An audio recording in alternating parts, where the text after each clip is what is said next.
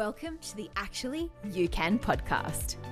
I'm Miff Galloway, a performance coach passionate about supporting ambitious and high-performing women just like you who know they have untapped potential just waiting to be unleashed.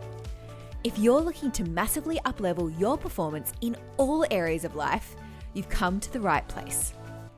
My goal on this podcast is to take you beneath the surface so you can connect with yourself on a deeper level while providing you with valuable insights and the tools necessary to navigate life's challenges and go after your goals with strength, clarity, and wisdom. If you're ready to uncover the truth which lies underneath so you can recognize your powerful feminine leadership style, pursue your goals unapologetically, and thrive in every aspect of your life, hit the follow button and get ready to explore the incredible possibilities that lie within you. Together, we'll uncover your next steps in achieving peak performance, because actually, you can. Hello. I'm so glad you're here and that you're joining me for another episode of Actually, You Can.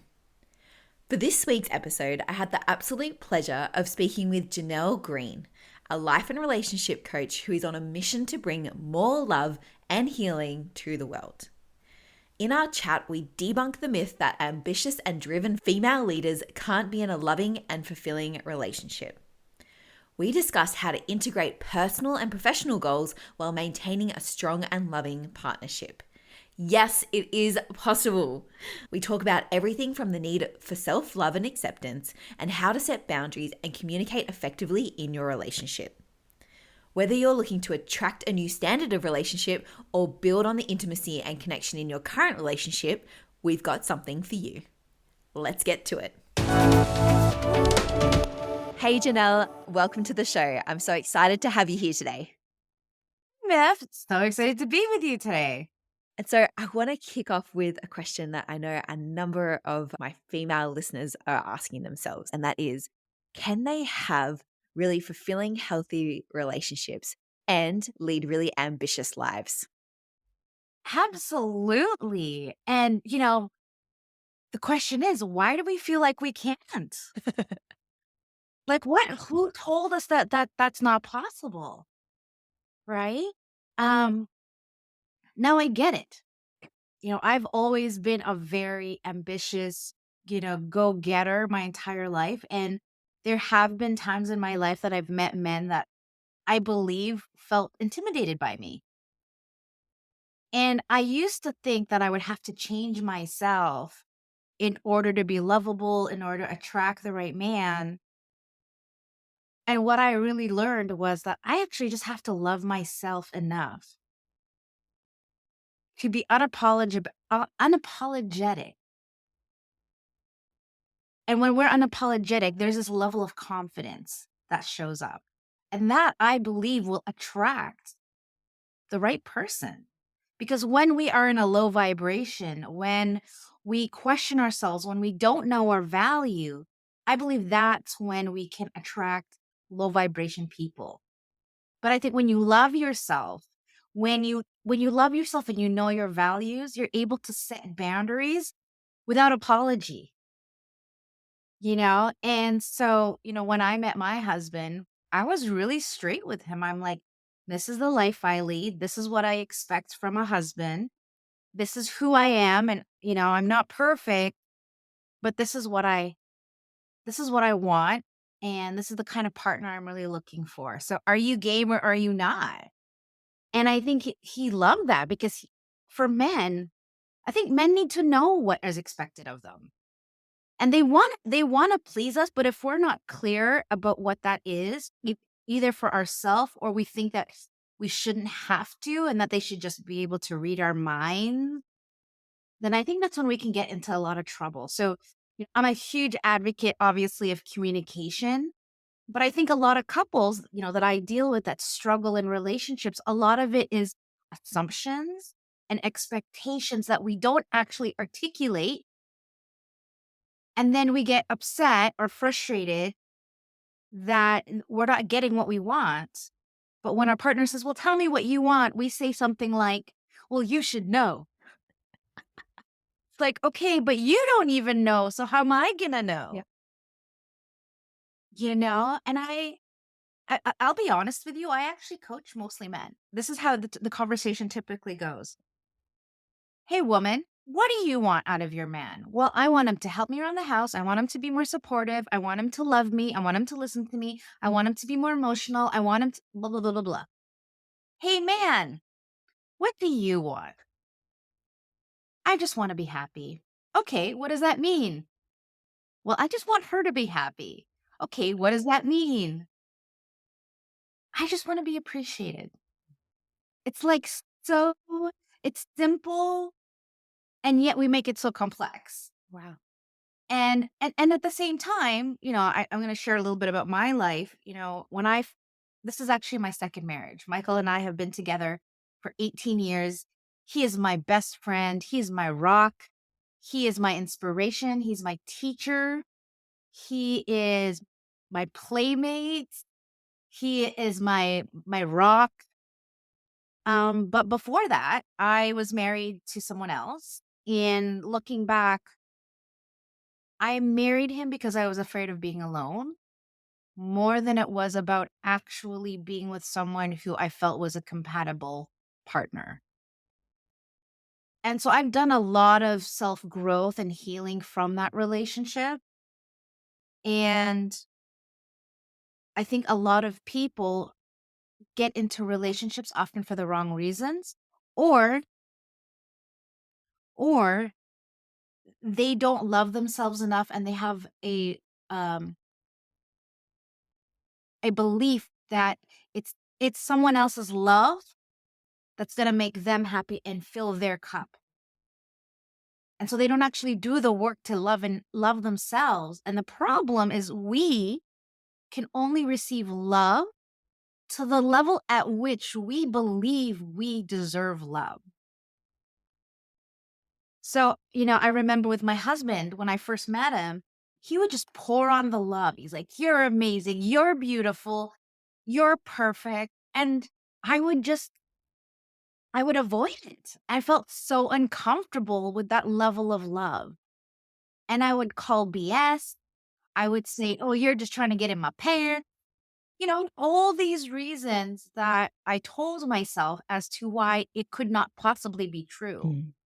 And then I realized that, wow, I am pushing this man's love away when all I actually want is to be loved. Why am I doing that?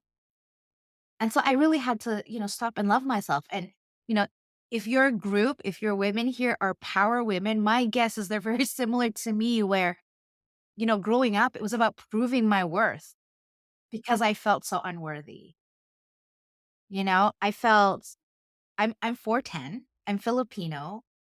So I was poor, I was short, I was skinny, I had braces, I had glasses, and I was super smart. So I got bullied, and I was in band. Right.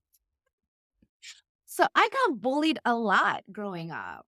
And so I always questioned my worth, questioned who I was, questioned my culture. And it wasn't until I got into my 20s that I really started to do the work and start to open my heart again.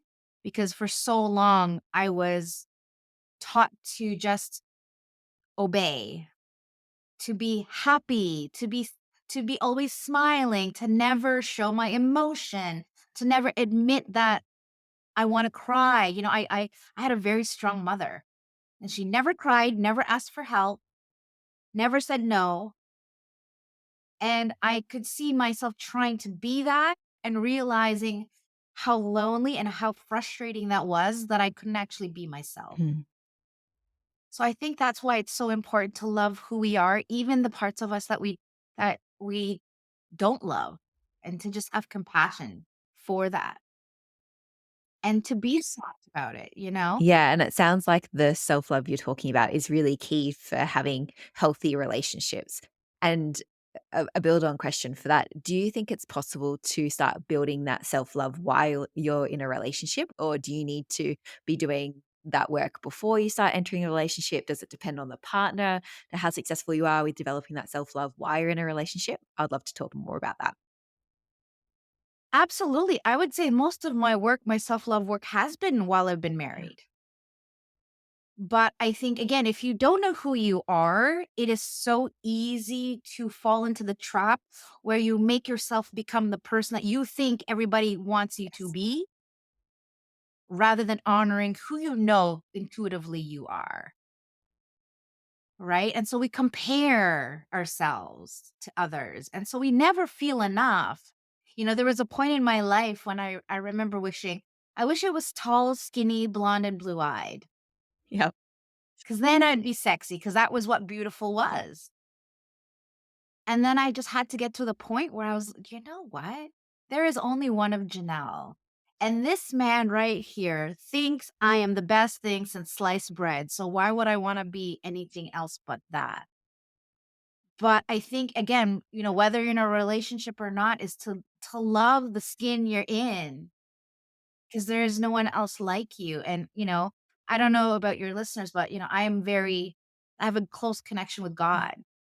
And I have to, tap into that and remember he made me exactly the way I'm meant to be, scars and all, flaws and all, little belly rolls and all, and just to love all of that. But it's hard when we're trying to compare ourselves to somebody else who we think we should be. And so we go through lives in relationships unhappy, and we're scared to be alone and scared to put up boundaries, scared to say what's really there for us. And I think, as strong women, scared to admit when we're not strong, because we can't be strong all the time. I think that's inauthentic. I think it's all just defense mechanisms that we put up because we think that's what people expect of us. I'd love to pull on that thread a little bit because I think a lot of female Yeah. leaders are perceived as really strong women. And I agree. Yeah. I think there's times that require that strength, but I don't think it's a natural, healthy state for anyone to be in for a prolonged period of time. Where do you Yeah. see women potentially being challenged by that and what brings about those challenges? Hmm. I think that the last couple generations been so has been evolving so quickly, when we compare ourselves even to our parents. The thought pattern, the beliefs around women roles, Mhm. with men's roles, masculine, feminine, all of that has changed so much. And so I think it's not our fault that we're confused, because part of us is, maybe stuck in the old thinking of our parents, but we're also now in this new world where there's so much more abundance and equality and inclusion. And so I think there's a part of us that we're not really sure what to trust. Like, is it about this? And then, of course, add the religious piece of it, or the God-based faith of it, and how that's, changed as well. And for me, going through divorce, that was a really, Yeah. really tough time. And it was the time actually that I stopped pretending to be this person that I thought everybody wanted me to be. Because my whole life, I was the good girl, the people pleaser, the straight A student, the golden child, the one that my parents boasted about. And then I found myself wanting to get divorced. And I'm Catholic. And so I actually stayed in that marriage way longer than I should have, because I was so afraid of what my family, my friends, people would say about me. Because it's like, oh, perfect Janelle, she's doing this bad girl thing that you shouldn't do, right? That's a big no-no. But it got to a point where I was so miserable. I didn't even know who I was anymore. And I felt like a fraud. Here I was telling everybody that I was happy and everything's great. And deep down, I didn't care if life ended Sure. early. I wasn't that big a deal for me. I was so miserable. And there was just one day that I woke up and I realized, no, this is not how I want to live my life. This is not what I'd worked so hard for, to be in this marriage where it was just a sham. Mm. And I was with someone who did not bring the good out of me. Mm. let's just say. Yeah. And I focus on forgiving myself and healing all those childhood wounds that actually came from my dad. And what happened with my dad is my dad actually cheated on my mom with my mom's best friend, got her pregnant. And my sister was 6, my brother was 3. And I remember watching my dad leave that day, going down the stairs into a car I never recognized, and thinking to myself, wow, I must be unlovable because I'm a daddy's girl. And the other thought was, I can't trust people because they're going to leave me. And I had no idea that those thoughts were running in my subconscious until I got into my 20s. But up until that point, I was dating terrible men. I shouldn't say terrible. Abusers, liars, cheaters, the ones that just my parents Yeah. never approved of. And I couldn't figure out for the life of me why I was so attracted to these quote unquote bad boys. Yeah. Right? And then I realized, like, oh, it's because I don't love myself, and if I think that people are gonna eventually love me or leave me, of course I'm not gonna go find a great guy. I'm gonna find someone that I'm okay with leaving. Yeah. But I would just keep getting my heart broken over and over again until I woke up and saw that what I was doing, that I had to change. Not everybody else, but I had to change. And so I completed my marriage, and because I came from such an empowered place, I was able to sit down and create, manifest the Yeah. next relationship. And 3 months later, I met my husband and we fell in madly in love. We met over the phone. We met a few months later in person. He moved 5,000 kilometers from where he lived to Vancouver to be with me. And here we are 18 years later. Such a beautiful story. And I definitely believe when you're in a good spot, if you love yourself, you're really confident and secure and happy in who you are, you'll attract the right partner for you. And it's incredible to hear that your Yeah. journey's already been 18 years and think many to come. And I'm interested to hear from you if there is someone listening to this who's consistently attracting, I'm using air quotes here, the wrong relationship. They go, why does this keep happening to me? Why am I attracting this bad man? Again, for lack of a better term. What questions can they be asking themselves to help to break that cycle? Ooh, that's a good one. What do I believe I deserve? Oof. Because if you feel like you don't, there's this underlying conversation like, I don't deserve love. I don't deserve joy. I don't deserve whatever, XYZ. That is what you're going to manifest because Yeah. your subconscious mind says yes to everything you say to yourself. Right? So if you say, I'm fat, I'm ugly, well, your subconscious keeps reiterating that. But if you create, you know what? I am worthy of love. And that person is out there and I just need to be open, then that's what's going to happen. But I think consider inside of, I'm unworthy, I'm unlovable, I'm ugly, nobody wants to be with me. Are you going to put yourself out there? Probably not. And even if you did put yourself out there, what kind of Yeah. energy would you put out? Would it be, hey, this is who I am, love me or leave me? Or are you going to be like, please love me. I don't care who you are, just love me. Right? And for those, if you want to call them, what's that? There's a word for it. But there are certain people that actually prey on those kind of Yeah. people. And if you send that vibe out that you're not strong enough to hold your own, you will prey victim to them. Yeah. Right? And there's so many people that I meet that they know intuitively that there's something up. There's a red flag, but they just ignore it because the fear of being alone, the fear of being judged, the fear of being rejected is so much greater than the love they have for themselves and the respect that they have for themselves. And if someone's currently in a relationship, what are some questions they can ask themselves to determine if this is truly the relationship that they feel they deserve or that they is going to support them long term? What questions did you start asking yourself? Where can I be responsible? I realized in that marriage that, first of all, I went into it very quickly.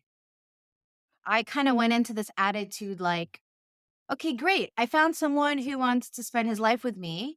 I mean, he's not perfect, but he checks all the Well, boxes, and I'll just make it work. And making it work looked like trying to change him, mm, trying to fix him, and trying to mold him into someone he was not. And of course, he resisted every step of the way because all I did was trying to control him. And we just got to get to the point of we cannot control anybody else but ourselves. And if we feel like we're having to do that, then maybe we're not in the right relationship. But oftentimes, we create that disturbance.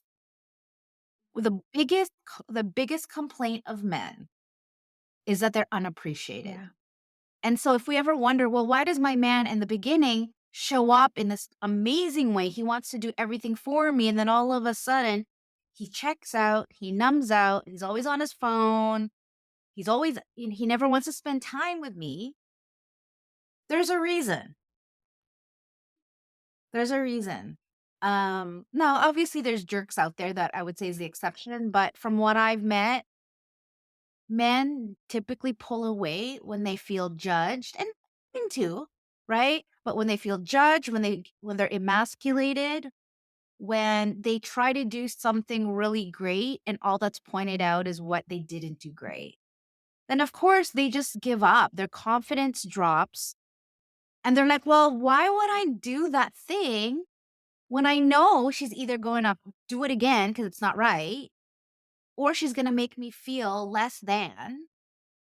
Even though I did this thing, even though I've never done it before, I tried, and instead of being appreciated for the effort, I was just made to feel like I'm nothing. Yeah. And I have to tell you, men cry to me so much.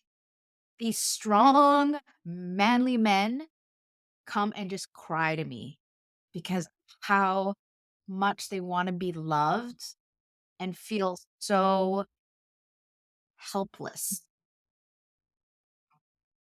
And so I just want people to, you know, consider that, you might not be with the right person, but are you the right person? We 100%. sometimes, right? We put the effort, we put the focus on like everybody else for them to show up in a certain way.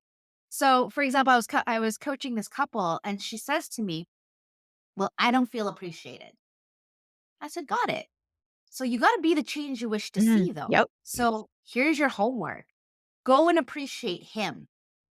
And she got mad. She was like, "Why should I appreciate him? He hasn't done anything for me." And I said, "Well, why does he have to do something? Can't you just say, 'Hey, you know what? I appreciate you for who you are in the world, for the love you give me, for being with me, for putting up with my crap. I just want to acknowledge you.'" And I think, to be honest, Miff, I think that's the secret sauce to me and my marriage being so effortless and having a man who is my rock. Mm. Like, this man tells me every single day how proud of me he is of me, and that there is nothing I can do that would not make him proud of me, and that nothing I could do to have him not love me. But back to him, I am always acknowledging him Mm. for everything he does. I want him to know that I notice him, that I acknowledge him, I respect him, I need him, that I love him and accept him just the way he is and just the way he's not. And I don't try to change him and he doesn't try to change me. And so there's just this high caliber of teamwork, of trust, of friendship that is so rock solid that my husband is a professional musician. Yeah. He goes in nightclubs and there's women taking pictures of him and I have no no concern whatsoever. Because I know that I am the best wife that I can be, and he shows up as the best husband as he can be. And if there's ever a time that he has found somebody else that he thinks is better than me, I'd actually be okay with Yeah. it because I'm like, wow, I'm pretty great. And you found someone who's even greater than me? Like, wow, that's amazing. But I really take it as my responsibility to be the kind of partner that I expect him to be also. I don't put it on him to make me happy. I know I have to make me happy, and he's the icing on my cake. That's incredible. Bold underline, especially that last sentence. I think, especially in relationships, the easy option is to turn and blame the other person in the relationship for the reasons why you're unhappy or why there's conflict in the relationship. But if you actually turn the mirror back on yourself and go, what role am I playing in this? How can I be the change or the example of what I wish to have in this relationship and what I wish our relationship to stand for? It sounds like that could make all the difference. Um, a bit of a tangent from that. I often hear from many of my clients who, because they come to see me because they're into personal development, they have really big goals that they wish to achieve. They often share that they go, "How can I bring my husband or my partner along this journey with me?" It's almost like sometimes they feel that if their partner's going after these big ambitious goals, they might be feeling left behind, or they're like, "Hang on a minute, like I didn't meet this person who wanted to do X. Now you have this big goal. Like, what's going on here?" There seems to be a bit of whether it's miscommunication or dissonance throughout the goal pursuit or the transformation process. What advice would you give for any woman who's going after some big goals right now and is experiencing potentially some what they're calling resistance with our partner in their relationship? Yeah, we have to remember that the resistance is not of us or what we're doing. The resistance is the fear of losing us to this thing, or that they're, like you said, being left behind. And so I make sure that my husband is a part of my wins, of my failures, of my fears, of my own anxiety. Like, I really include him in it. And I think as women who feel like we have to be strong all the time, we think that we can't share that. But I would invite you guys to actually share that part of it so that they feel like they're part of the journey. And whenever I have a win, he is the first person that I go to. And I also make sure that he benefits somehow from my win, that it's not just mine, it's our win. Yeah. And I also acknowledge him for his part in my win. So my husband takes very good care of me. My love language is service, and he loves to serve me. So what that looks like is mostly making sure I'm fed Yeah. and I have my coffee in the morning. And so I acknowledge him for that. Like, had he not been around, I would have to eat takeout. I would, but no, I wake up in the morning, coffee is done. Half the time, breakfast is made. When I get out of my office, dinner's done, and I get the most incredible meals. Like, wow. Like, I say the word wow a lot when he's cooking. And so I can't do what I do without him, and I make sure he knows that, so he feels useful, he feels valuable, and he feels like we are partners. Because I think, we have to remember men, they wanna feel wanted and they wanna feel needed. And so as soon as we take that away from them, that is when they start to crumble and their confidence starts to go down. Mm. Uh, And it doesn't take a lot of work. We just have to be present at the end of the day. It's about being present, being appreciative, right? And helping them rise. Because if we help them rise, they'll help us rise. And that's what I feel like with me and my husband is that we're just always lifting each other up. mm, And when he's down, I pull him up. When I'm down, he pulls me up. And so it's a complete team effort. And so both of us aren't having to work so hard to do it all alone mm, because we know we have each other. mm, And in those moments when I'm having a down day, when I'm all up in my feelings or, really questioning myself, I bring that to him mm, and I allow him to contribute to me and hug me and support me and reassure me. And then at the end of it, I said, "Honey, thank you so much for just listening to me. Like, you made the biggest difference." And the smile on his face, like, I can really tell, like, that's all he wants. He just wants to love me. And hearing you talk to that, it brings some examples of a girlfriend that, I have, and she's a very strong woman, and she knows exactly what she wants, and she keeps attracting men in her life who are a bit resistant to that. They don't know what to do because she's so direct. And she's at this stage at the moment where she's like, "Should I change? Am I just too direct? Am I too confident in what I want?" What advice would you give her? Mm. Well, I guess my question is what is it that why is she attracted to these men? Is it because she wants someone to kind of Mm. dominate? Or is she actually looking for a partner? Like, what is she actually looking for? Mm. Because if she's attracting men that feel, um, intimidated by her rather than inspired by Mhm. her, there's a reason why. Mm. And when she says too confident, what does that Mm. mean? Does that mean that she's speaking in a way that, "This is who I am and I don't care what you think"? Or is it, again, from a really empowered place? So, that would be my question, is like, how is she how is she creating these relationships, and what is she attracting Mm. based on how she communicates and the energy that she puts out? And is she actually building walls Mm. rather than bridges? Yeah, I think that's a really big one, walls and bridges, and I see that again with a number of women that I work with is you talked about men feeling wanted and needed, and the last thing that these women will say is that they need help. So, how would you coach women who are really literally strong, independent? They can do this by themselves. It might not be easy and it might not be the best way, but they have full faith that they can get through this world on their own. What advice would you give them to have a successful, fulfilling relationship? Yeah.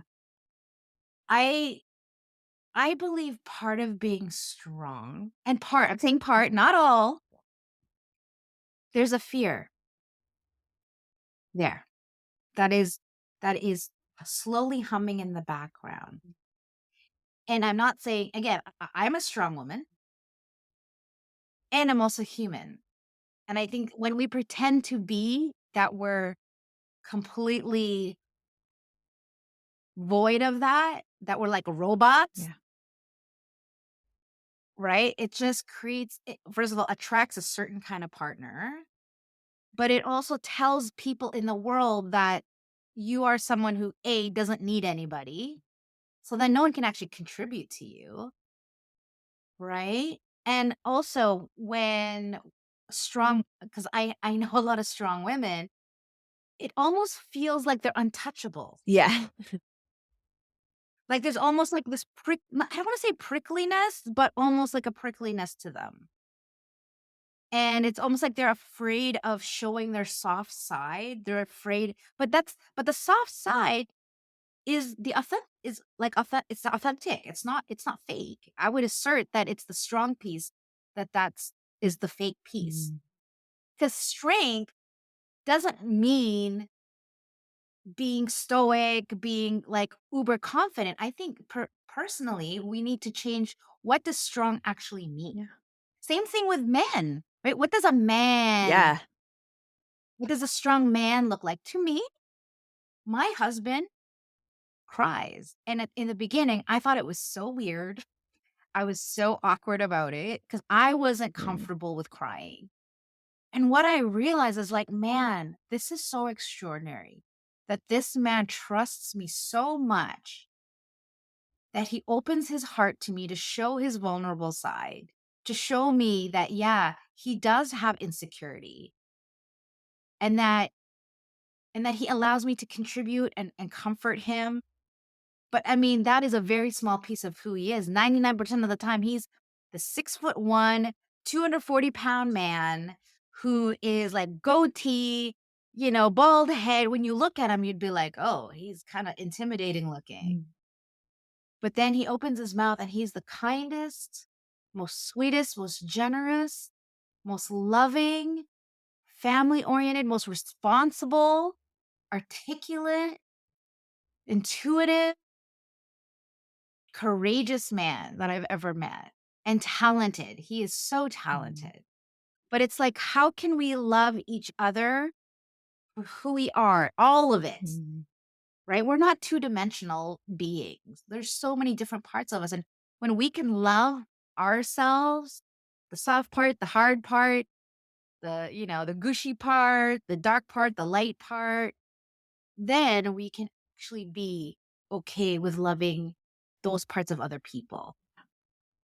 But I think so many of us were taught that we have to be strong. Otherwise, there's a consequence. And then we think strong means, no, you have to protect yourself. You can't let anybody in. You can't be vulnerable. You can't be authentic. You can't cry. And it makes us so small, and it just suppresses the beauty and the love that we have Mm. for ourselves and other people.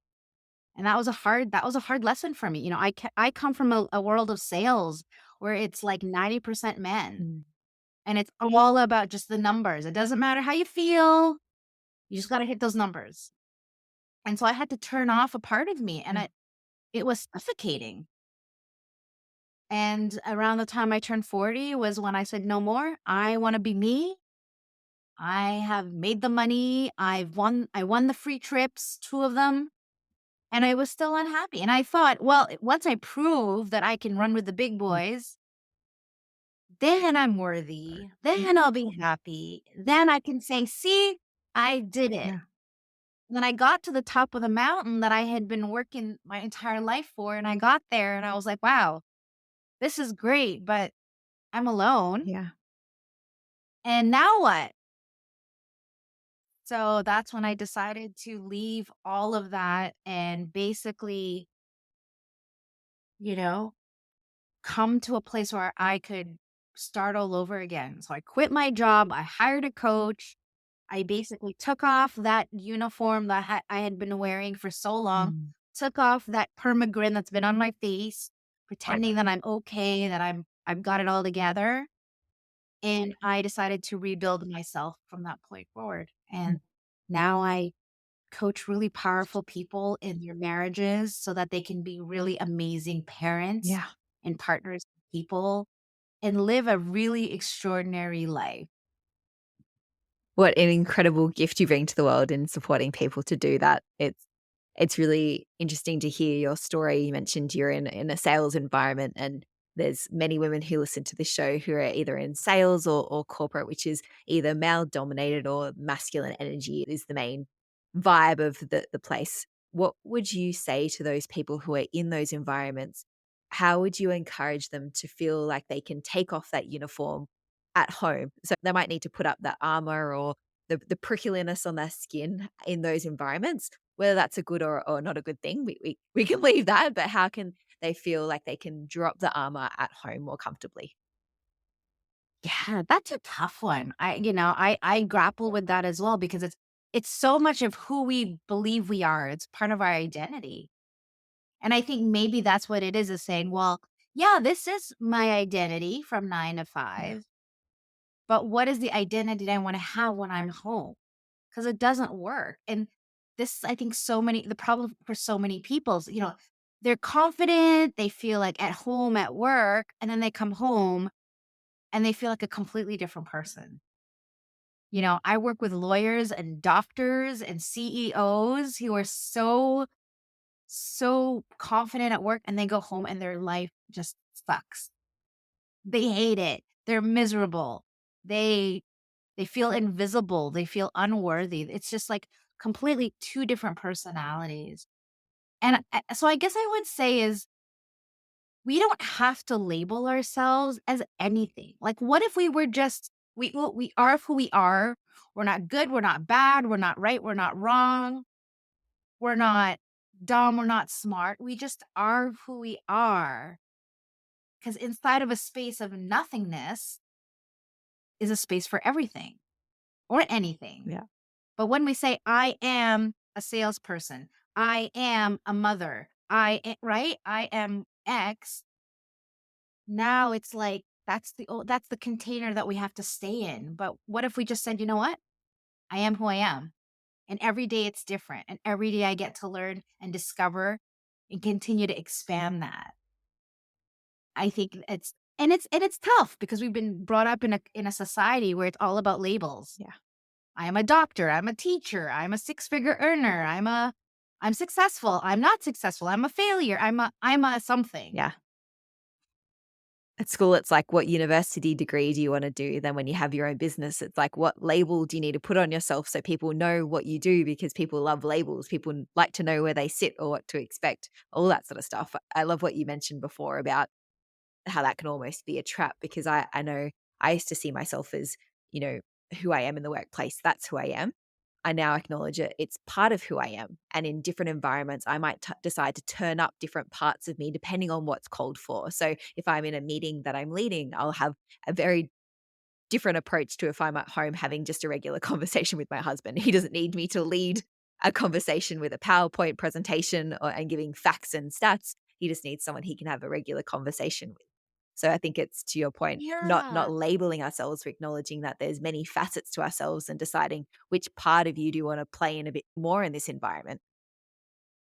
absolutely. And as a coach, it's hard because it's our passion, right? I could talk about this stuff all day. Like, this is my Yeah. life. And so when people don't want to talk about what matters to me, I'm like, I don't know what to talk about. But what was really interesting is, when I go to the Philippines, they don't care what I do for a living. They just want to hang out with me. And it takes me a minute to kind of get into that flow Yeah. because I'm so used to having conversations that have a real intention behind it, right? It's very structured. There's like, there's something I'm looking to achieve. And then I'm with Yeah. my family who kind of just like want to talk about random things. And for me, I really They don't struggle want to be coached. with want yeah, do you want coaching? But even just idea of just talking about, how family is that kind of we don't talk about deep stuff inside family. We talk about, you know, what'd you do Yeah. yesterday? And, and yeah, I just realized it's like I want to steer the conversation to the ways that I want to steer them because that's kind of my comfort zone. But oftentimes this is where the disconnect happens is we're not willing to be in other people's worlds and seeing Right. what's going on for them and how can we engage on a different level, right? It's like being it's like playing a different sport. You get so good at your sport and someone else says, "Hey, come play with me over here." You're like, I don't know how to do Yeah. that."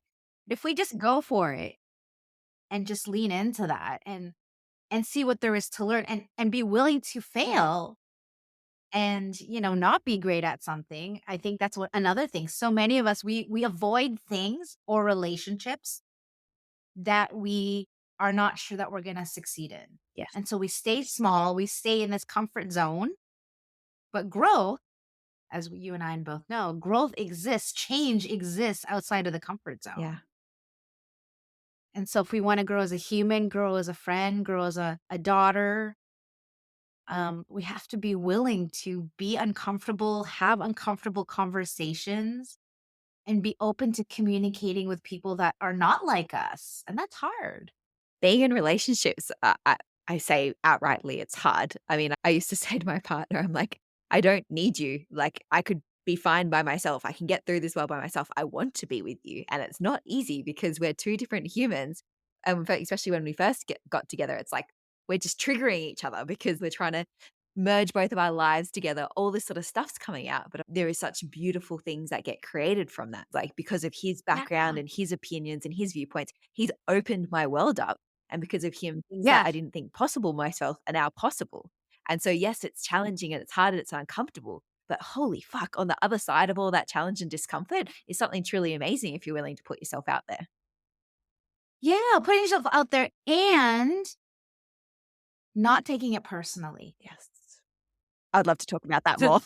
What do you mean by not taking it personally? Oh man, like I think there's a part of us that think that we need to be the same in order to get along, in order to have harmony. Yes.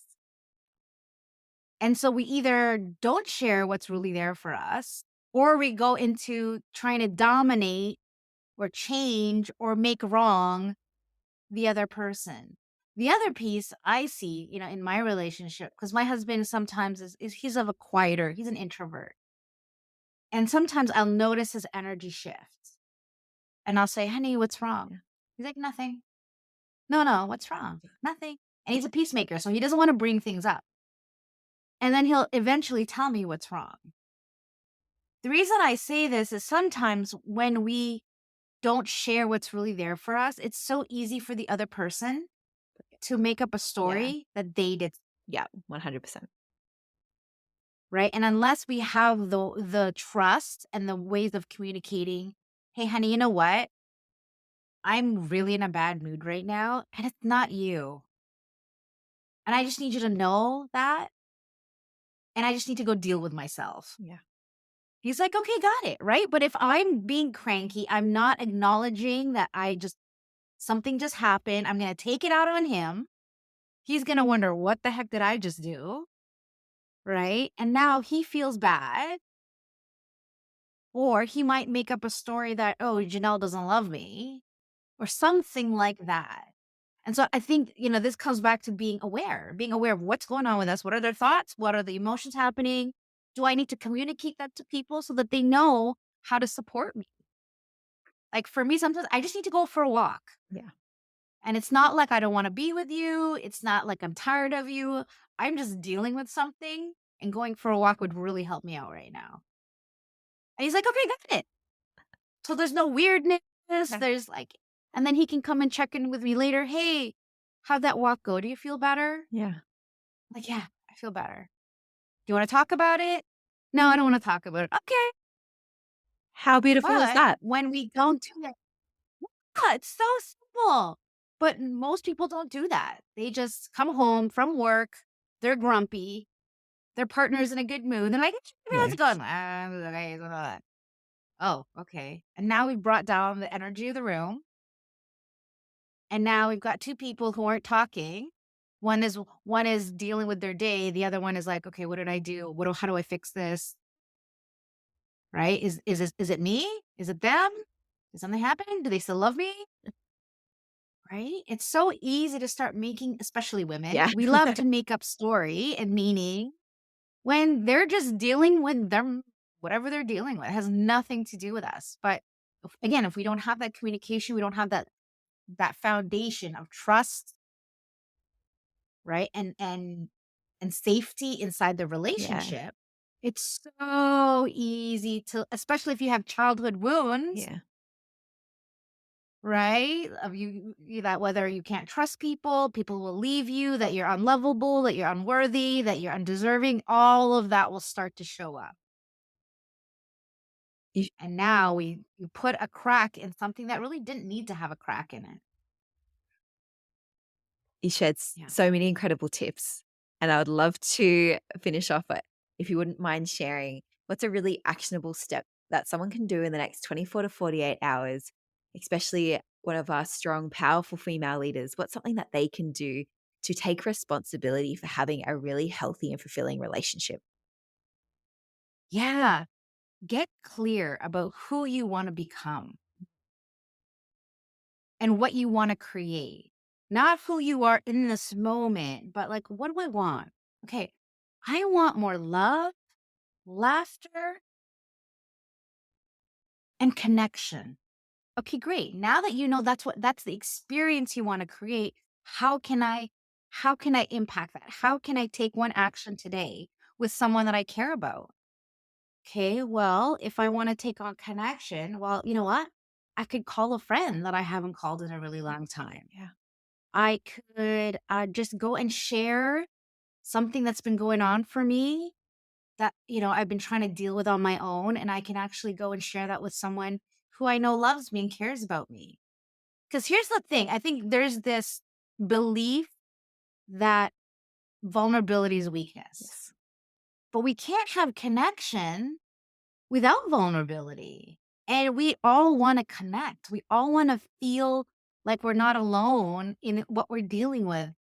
But we all walk around pretending everything is fine So then when we're not fine, we think there's something wrong with us. And I think we also have to remember that we all, even the president is dealing with something. We're all dealing with something. And when we can be open about it and really authentic about it, that creates space for other people to say, yeah, you know what? I'm dealing with stuff too. Yes. It's like, oh, okay. And now we can love and support each other and reassure each other. And again, create that love and affinity where we feel truly seen and intimate with the people in our lives, not just our partner, but everyone. Yeah, and then to your point as well, then therefore being a beacon and a safe space for other people to do similar. Like you're not just doing this for you. If you make the commitment to doing it for yourself, you're also empowering and inspiring others and giving them the permission maybe to do the same. Yeah. When I first started coaching, well, even now, when I do a consult, I tell my clients, listen, I am no different from you. I'm not perfect. I don't have it all figured out. But what I can tell you is that I've been where you've been and I can help you get through it quicker, easier, and with loving support so you don't have to do this alone. I love that. So I'm not pretending that again, being inauthentic, going like, I know all the answers. I'm the smartest person you'll ever meet. No, I'm saying, you know what? I've got my stuff too. I'm working through it.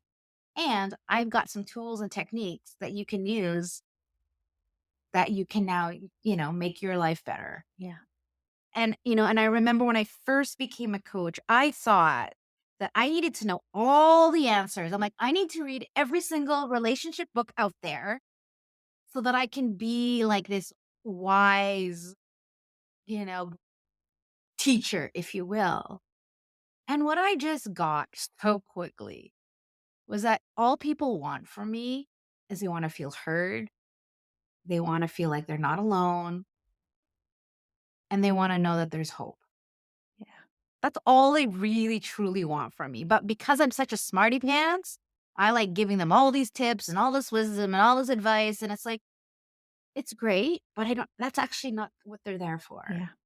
And so I can just love them and just care for them in ways that they don't feel cared for in their outside world. And it is such a gift. And I think that's why I have done as well as I've done in my business and why men specifically are attracted to me Yeah. because of that space that I create. They said, yeah, Jeanell, with you, we don't feel judged. We can just come as ourselves and we can say what we want and we don't have to pay for it. Yeah. That's so incredible. And so if someone's interested in learning more about the work that you do and getting in contact with you, how's best that they do that? Yeah, I think the best place they can find me is on my website, and that's JeanellGreene.com. But a faster way is saveourmarriage.ca, just because my name is a little complicated.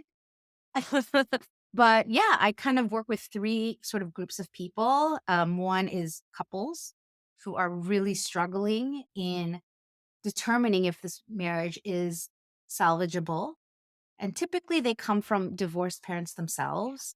And so they're really afraid to recreate, to relive that same cycle that their parents put them through. And then I've got professionals who are just they've kind of lost their way and they don't know who they are.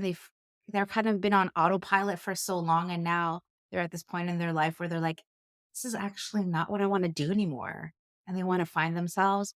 And then the third one I would say is, women who have lost all confidence and they've lost themselves inside being a mother and an employee and they forgot who they are and they really want to get back to that. And a lot of times divorce is what starts that off. They're like, wow, my life is completely different now.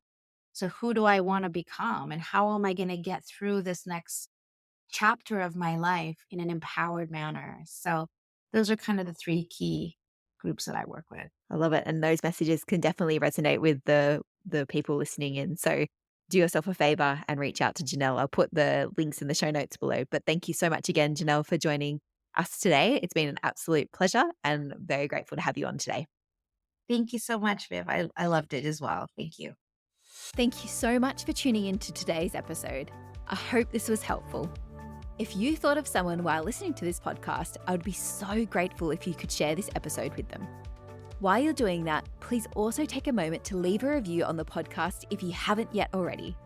It takes less than a minute and it means so much to me and helps this podcast to reach more people just like you. Thank you so much for that, and I'll see you in the next episode.